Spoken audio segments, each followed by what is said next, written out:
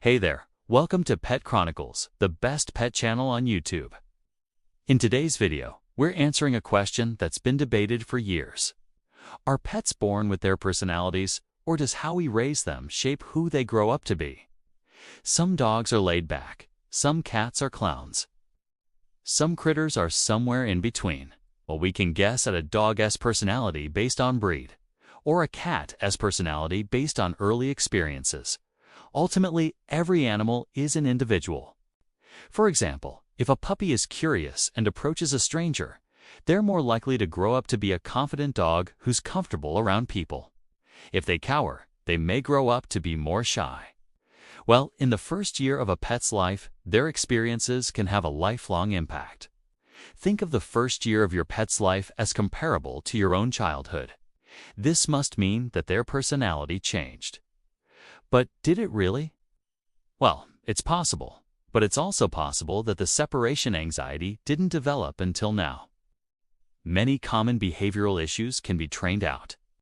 This helps us adapt to new circumstances, but it also means that our brains are always changing and evolving.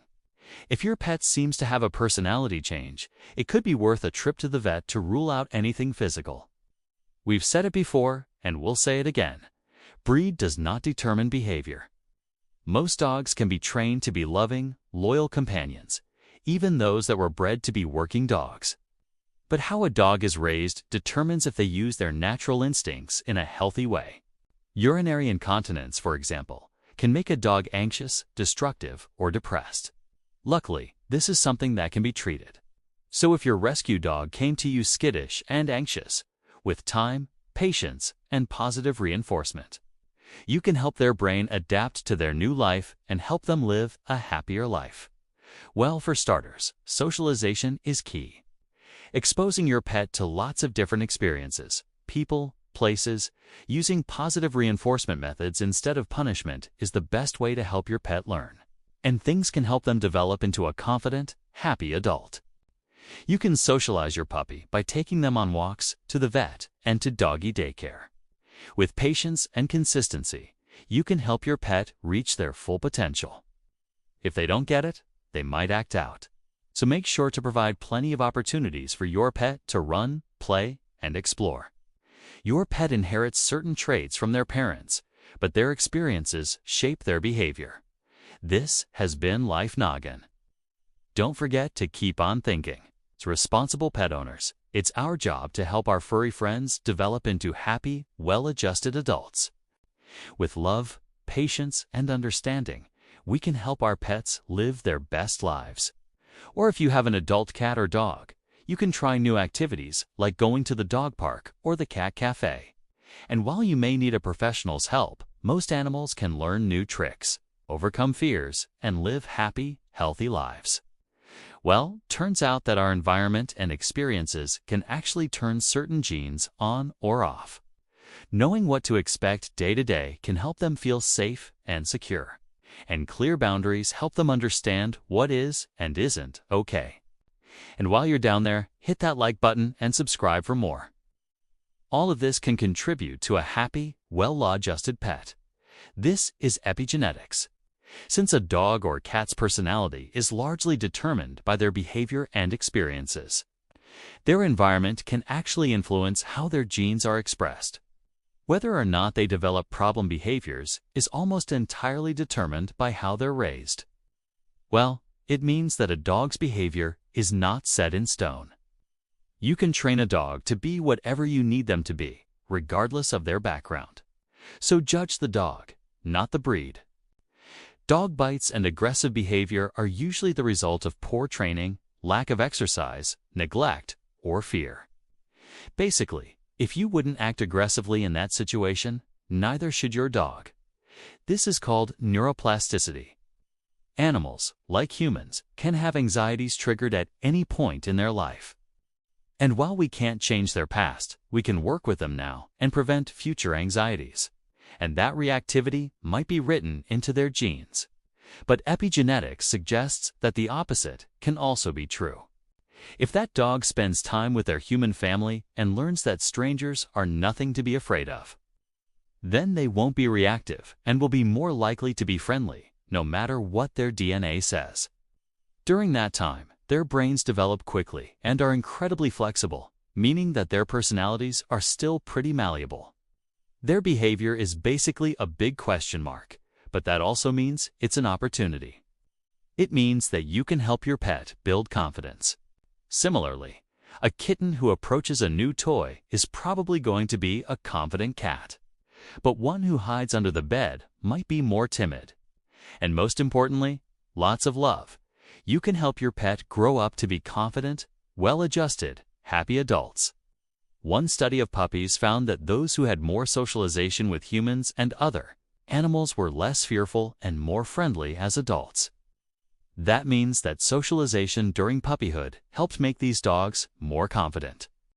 And this isn't limited to puppies. Cats and dogs who have additional support and guidance in their early years are better equipped to handle new situations throughout their lives. This is largely due to the genetic makeup they inherit from their parents.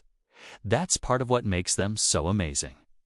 Even if we don't know exactly what kind of personality our new friend has, we do have the opportunity to help them develop into a well-adjusted, happy pet. So when we say that pets are born with certain traits, we're actually talking about their temperament. And while each animal is unique, certain breeds do have general personality traits. We think this is due to two factors: temperament and personality. Temperament is generally inherited. Personality is developed through experience. We'll take a look at what the science has to say about how nature versus nurture shapes your pet. First, let's start with some basics. Just like people, animals have personalities. When we get a new pet, we're essentially adopting an unknown quantity. Temperaments are based on the dog's or cat's response to things like loud noises, new people, or other animals. But genetics only tell part of the story. After all, even siblings can have different personalities. Take a look at this photo. They're identical twins, but do they look identical? Of course not. Now imagine that these are two puppies instead of people. You might see similar differences in personality between them as well, even though they have the exact same DNA.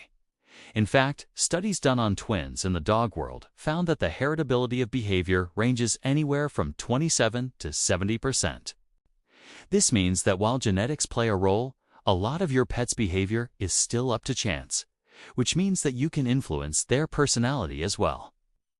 But how does the environment impact a pet's personality? If you expose them to lots of people, places, sounds, experiences, now. You might be thinking that because my dog or cat was totally fine as a baby, but now they're older and have separation anxiety. If you adopt an adult pet, they may already have some anxieties or behaviors that you need to address. But that's the great thing about pets. Neuroplasticity is the idea that our experiences change the physical structure of our brains. Some behaviors that seem like a part of a pet's personality are actually medical conditions. And finally, let's talk about aggression. We're often led to believe that a dog's behavior is determined by their DNA. However, genetics are more like a predisposition. What does this all mean? And finally, let's talk about epigenetics. Remember when we talked about how genes are expressed? Let's take that dog who's poorly socialized. If they aren't socialized as a puppy, they may grow up to be more reactive to strangers. With all this in mind, what can you do to help your pet have the best personality possible? Positive reinforcement is another important factor. Giving your pet treats and praise when they do something good can make them want to repeat that behavior. Routine and boundaries are also helpful. Pets thrive with routine. And don't forget mental and physical exercise. Both cats and dogs need exercise and mental stimulation. Finally, be patient. Learning new things takes time. So what matters most when it comes to your pet's personality, genetics, or environment? Well, both are important. What do you think? Are pets born with their personalities, or is it all nurture? Let us know down below. Speaking of personalities, what's your pet's personality type? Let us know in the comments. As always, it's me.